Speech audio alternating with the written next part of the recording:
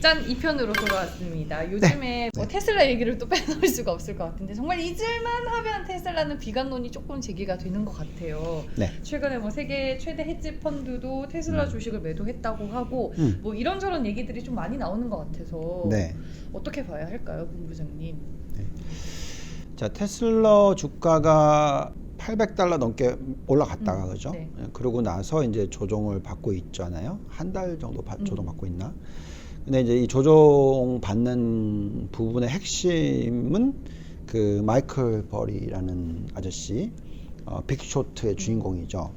자, 이분이 제가 보니까 공매도를 시작한 게 12월 2일이라고 돼 있네요. 그러니까 지금 손실을 보고 있죠. 네. 열심히 얘기할 거예요. 이제 이 사람이 뭐라고 얘기하냐면 주가가 올해 90% 폭락해도 이상할 거 없다. 뭐 그만큼 많이 올랐습니다. 광신도 같은 추종 투자 시대 막 내릴 거다. 뭐 이런 식의 이 사람이 있었던 2008년 우리가 흔히 얘기하는 버블, 산업재 버블, 부동산 시장 버블 그 맞췄으니까 그러면 이제 이 전기차 테슬라의 실체가 없냐 이제 그렇게 걱정을 하시는 분들이 있을 수가 있잖아요. 맞춘 사람이 그 얘기 자꾸 하니까. 그거에 대한 빌미를 줬던 부분이 뭐냐면 이 스페이스X, 뭐 스타링크 뭐 이런 얘기들을 많이 하고 있잖아요. 그 부분에 있어서 어떻게 매출을 올릴 거고 어떤 가치를 줘야 되고를 잘 모르니까 그래서 실체가 없다고 얘기할 수 있는 거고 그래서 이게 거품이다고 얘기할 수 있는 거고 그래서 주가가 폭락을 할 수 있다라고 이렇게 얘기를 할 수도 있겠죠. 그런데 저도 2006년도, 2007년, 2008년도에 똑같이 이분 마이클 버리처럼 폭락장이 온다. 네. 이게 거품이다. 그런 얘기를 너무 많이 했지만 근데 저는 이분의 말씀에 전혀 동의하지 않아요. 이번에는. 그러니까 왜 그러냐면 테슬라에 대한 이해를 해보면 스페이스X와 이쪽은 잘 모르겠어요. 사실 스타링크. 근데 스타링크가 정말로 말이 된다면 이거는 이제 자율주행하고 연결되는 부분이니까 정말로 파워풀하다라는 건 인정을 해요. 우리가 흔히 얘기하는 전기차에서 완벽한 플랫폼 회사로 만들어지는 거죠. 이렇게 설명을 합시다. 온라인이 완전히 활성화되고 인터넷 온띵을 얘기할 때는 스테이션을 막 깔아야 되잖아요. 그래서 4G, 5G 막 넘어가는 거잖아요. 근데 이제 스타링크라는 거는 위에다가 위성을 쭉 깔아놔서 실질적으로 그게 필요 없어지는 거거든. 그래서 엄청난 또 레벨업이 되는 거잖아요. 네. 그래서 그렇게 진짜 된다면 아무도 테슬라를 쫓아갈 전기차 회사는 없어지는 거죠. 더 독보적일 수밖에 없죠. 왜냐하면 그 시스템을 쓸 수밖에 없잖아요. 자율주행을 하려면 인터넷이 잘 돼야 되고 그걸 잘 해서 자율주행이 돼야 되는 거잖아요. 네. 근데 거기에 대해서 굉장한 코스트 이피션시가 있다면 그 시스템을 쓰는 사람들은 계속 그쪽으로 가는 거예요. 그러니까 애플을 쓰는 사람들은 애플이 아무리 비싸도 애플만 쓰잖아요. 네. 그래서 테슬라는 한번 쓰기 시작하면 벗어나기 어려워질 수가 있다는 거죠. 그러니까 IT에서 애플 생태계가 형성되듯이 이제 테슬라가 생태계를 한다면 네. 그 가치는 지금 마이클 베리가 생각하는 뭐 이 지금 가치의 10분의 1이 아니라 100배일 수도 있는 거죠. 모르는 거예요. 그래서 그거에 대해서 지금 미리 쇼트를 때려놓고 자꾸 자기 포지션을 갖다가 선전을 해봤자 아무 소용 없어요. 그래서 저는 테슬라를 지금 팔 필요는 없다. 테슬라에 대해서 마찬가지로 제가 적자일 때는 사라고 얘기한 적이 없어요.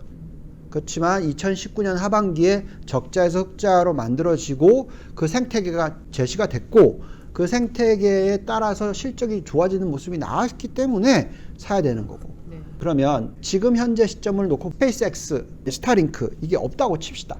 그러니까 스페이스X, 스타링크 말고요. 그냥 요 전기차 시장만 놓고 2021, 2022, 2023 여기에 이제 2024, 2025까지 계속 기하급수적으로 늘어나는 것을 감안해서 적정 가치를 저희가 돌려보면 저희는 한 $900 후반, 그러니까 $990 정도 나와요. 그러니까 지금 가격 대비해서 20몇 % 더 올라가야 되는 룸이 있다라는 거죠. 그래서 만약에 그게 아니고 지금 적정 가치를 구해봤는데 500불이다. 그러면 제가 팔라고 얘기할 거예요. 근데 그게 아니고 지금보다는 더 높은 가격일 것 같다라고 얘기를 할 수 있기 때문에 저는 아직까지 테슬라는 팔아야 된다는 아니에요. 또 그렇다고 해서 네. 마냥 신봉을 하고 테슬라 주가를 막 800인데 뭐 3,000달러 간다, 뭐 5,000달러 간다 이렇게 얘기는 못해요. 그러니까 1,000달러까지는 저도 봐요. 그렇지만 거기서부터 더 가려고 하면 좀 걱정이 되니까 꼭 굳이 테슬라만 살 필요는 없잖아요. 그러면 대체할 만한 게 있어요? 아니, 그러니까 전기차 시장에서 네. 뭐 테슬라만큼 어떤 시장 점유율을 만들어낼 수 있는 회사가 어디 있을까 생각해봐야 되는 거고, 그거에 대한 고민이 고민이 필요하고 네. 여러 개로 나눠서 담는 것도 지혜죠. 그래서 테슬라를 제가 싫다는 얘기도 아니고 네. 또 완전 신봉한다는 것도 아니고 그냥 적정 가치 대비해서 지금 보니까 초트를 때릴 정도의 망할 거라고 생각 전혀 안 들고 네. 또 몇 배 날 거라 믿음도 없고 그러니까 적절한 비중대로 투자를 하시면 되지 않을까라는 생각이 듭니다. 아니 뭐 테슬라도 테슬라지만 요즘 애플카 이슈가 이게 참 현대차 그룹과도 그렇고 폭스바겐도 그렇고 닛산도 그렇고 이거는 뭐 어떻게 좀 끝난 이슈인가요, 본부장님? 자, 이제 그 애플이라는 회사가 왜 대단하다라고 생각하냐면 네. 마찬가지로 추종자들이 있잖아요. 그죠? 애플 한번 쓰기 시작하면 네. 그리고 애플 플랫폼으로 딱 들어가고 나면 더 이상 빠져나오지 못하는. 근데 테슬라와 애플하고의 차이가 있어요. 애플은 이미 굉장히 높은 가격을 측정을 해놓고 마진이 굉장히 높아요. 그리고 여기에 한번 시스템에 들어가고 나면 못 빠져나오는 거잖아요. 근데 테슬라는 뭘 하고 있냐면 단가를 낮춰요. 더 많은 고객들을 확보를 하려고 하고 있어요. 그리고 그래도 마진율이 상당히 높은 편이에요. 왜냐하면 정말 잘 나가는 자동차 회사의 오퍼레이팅 마진, 그러니까 영업 마진율이 정말로 좋아야 10%예요. 정말 좋아야 10%. 네.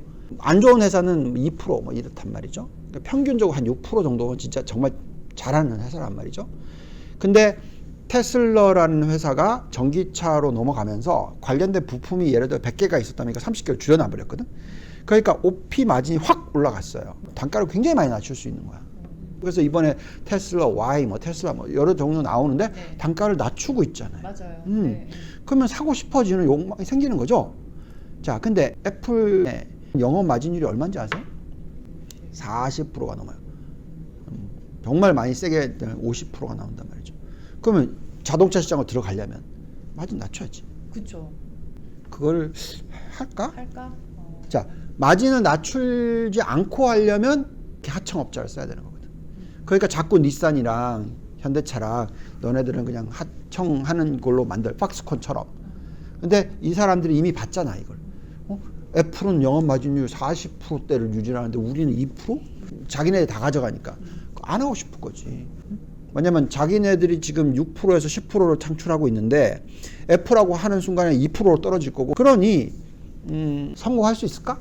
그럼 어떤 스타일의 파트너십이나 콜라보가 좀 형성될 거라고 보세요, 본부장님은?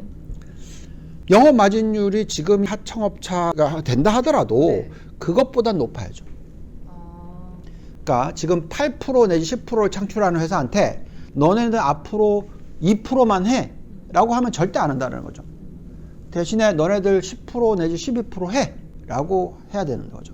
그러면 애플의 영업 마진율은 40%이던 게 30%로 떨어지겠죠. 그럼 애플이 고민해야지. 아니, 해야 되는 거냐 말아야 되는 거냐. 폭스바겐도 그렇고 현대차 그룹도 그렇고 할 이유가 없는 거죠. 그렇죠. 진짜. 왜 해 그걸? 왜 굳이 내가 지금 플랫폼 만들어 가고 있는데 그러면은 더 그 밑단으로 내려갈 수밖에 없는 거 아니에요? 애플은 그러니까 협력차를 찾으려면? 그래서 그게 쉽지 않다라는 거죠. 그래서 결국은 애플도 뭔가 결정을 내려야 되는 거죠.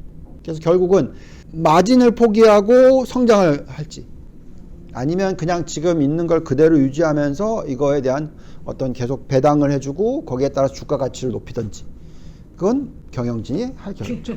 외신에서는 또 3개월 내지 6개월 내는 아마 누구랑 할지 발표를 할 거다라고 좀 보도는 하던데 결국에는 이 드라마의 결론이 어떻게 써질지 아무도 몰라요. 아무도 그러니까요. 몰라요. 그러니까 근데 정말로 그런 경쟁력이 있는 어떤 완성차 업체가 자기네 시장 점유율이 워낙 낮아서 기술은 갖고 있으니까 그래도 우리 미프라도 먹고 살 수 있으면 하게 해줘요 하는 회사가 있을 수도 있겠죠. 근데 모르겠어요. 적어도 현대차는 그렇지 않은 것 같아요. 닛산도 뭐 그렇게 얘기하지만 사실 닛산도 그렇게까지 나빠진 회사가 아니거든요. 그래서 잘 봐야 될 것 같습니다. 누가 될지, 실제로 그게 아무도 안 할지, 또 애플이 어떤 전략을 갖고 주주들한테 어떤 허락을 받아낼 수 있을지, 네. 그런 부분들 다 감안하고 보셔야 될 것 같습니다. 알겠습니다. 아니 오늘 이제 핫한 이슈들을 쭉 훑어보니까 뭐 원자재, 비트코인, 우주항공 산업, 뭐 전기차, 뭐 그리고 자율주행차는 기본이고 또 많은 것들이 변화하고 있는 딱 그 시점인 것 같은데, 이런 이슈들 속에서 본부장님은 어떤 업종과 섹터 요즘에 또 집중하고 계세요? 결론적으로는 그게 제일 궁금하긴 해요. 아까 1편 만들 때 그 두 업종에 초점을 맞추고 있습니다. 반도체랑 신재생 에너지. 네, 반도체와 신재생 에너지 산업에 대해서 저는 이게 고점이냐, 뭐 이제 이 마이클 버리 같은 사람들이나 뭐 비관적으로 시장을 보는 분들은 이런 얘기를 하죠. 지금은 닷컴 버블의 재현이다. 그래서 닷컴 버블 때랑 똑같다라고들 얘기를 하시지만, 저는 그걸 경험을 했고 또 2008년 산업재 버블도 경험을 했고, 근데 닷컴 버블하고는 정말 차이가 많이 난다.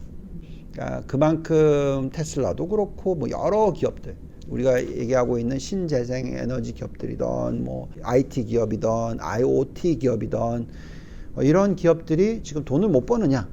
아니, 돈을 벌고 있다라는 거죠. 그러니까 왜 제가 반도체에 대해서 세게 얘기를 할 수 있냐면, 아마존, 애플, 구글, 뭐 페이스북, 우리가 흔히 얘기하는 빵, 마가 이런 종목들이 올해 1, 4분기 실적이 나왔는데 정말 좋아요. 맞아요. 잘 나왔어요. 네. 그러면 작년에 설비 투자를 좀 안 했거든요. 데이터 센터. 그러면 데이터 센터 당연히 하겠지. 그러면 데이터 센터를 하면 당연히 반도체 수요가 엄청나게 늘어나죠. 그러니까 이 회사들이 너무 성장을 많이 해서 더 이상 성장을 못하고 실적도 이제는 더 이상 못 올라간다 라고 생각한다면, 마찬가지로 반도체든 닷컴 버블이든 끝났다 라고 지금 생각할 수 있겠지만 그게 아니잖아. 아직까지 한참 더 가야 되는데. 실적 성장이 닷컴 버블이 붕괴됐었을 때는 1997년도가 모든 나스닥 대표적인 종목들의 실적 고점이에요. 98년, 99년, 2000년 다 박살. ROE가 20몇 프로 하던 게 2000년 말 됐을 때는 10%대, 절반으로 뚝 떨어졌어. 그러니까 그때 주가가 올라갔으니까 폭락이 되는 거죠. 근데 지금은 아직까지 ROE가 20%대 중반까지도 올라갈 것 같아, 나스닥이. 그러면 여기서 폭락을 할 거냐? 아니잖아요, 지금. 계속 실적이 좋다라는 것은 그만큼 아직까지는 투자할 만한 가치가 있는 것이고, 따라서 닷컴 버블하고는 거리가 먼 거죠. 그럼 반도체는 그렇다 치면 신재생 에너지 쪽은? 신재생 에너지 쪽은 더더욱이나, 왜냐하면 이제 석유 시장이 이렇게 있었다면 이게 신재생 에너지 시장이 이제 이렇게 커지고 있는 거잖아요.